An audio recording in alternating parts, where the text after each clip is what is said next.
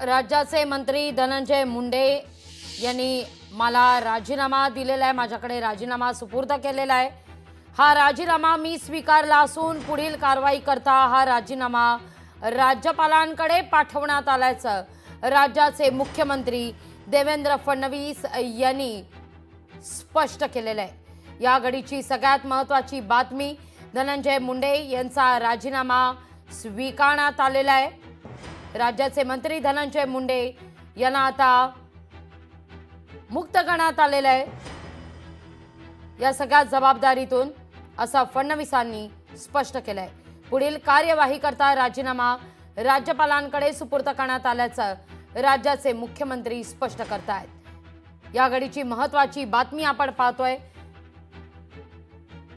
देवेंद्र फडणवीसांनी धनंजय मुंडे यांच्या संदर्भात स्पष्ट केलेलं आहे।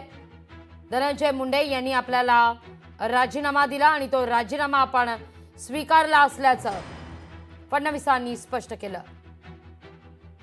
नेमका या सगळ्या संदर्भात मुख्यमंत्री काय म्हणाले आहेत आपण पुन्हा एकदा ऐकूया।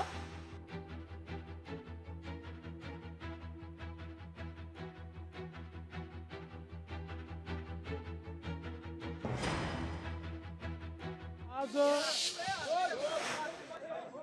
राज्याचे मंत्री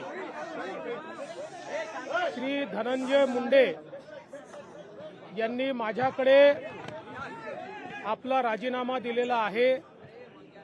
त्यांचा राजीनामा मी स्वीकारलेला आहे आणि पुढील कारवाई करता तो माननीय राज्यपाल महोदयांकडे पाठवलेला आहे। आज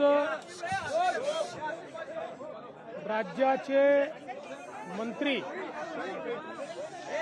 श्री धनंजय मुंडे यांनी माझ्याकडे आपला राजीनामा दिलेला आहे।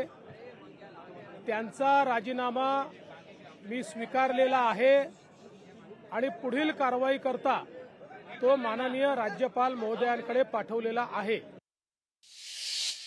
करता हा राजीनामा आपण राज्यपाल महोदयांकडे पाठवला असल्याचं देवेंद्र फडणवीसांनी स्पष्ट केलेलं आहे।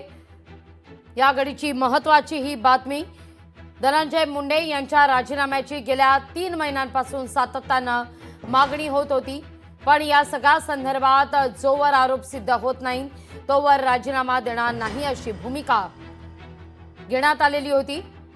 अजित पवार यांची देखील प्रतिक्रिया घेण्याचा या ठिकाणी प्रसार माध्यमांकडून प्रयत्न केला जातोय।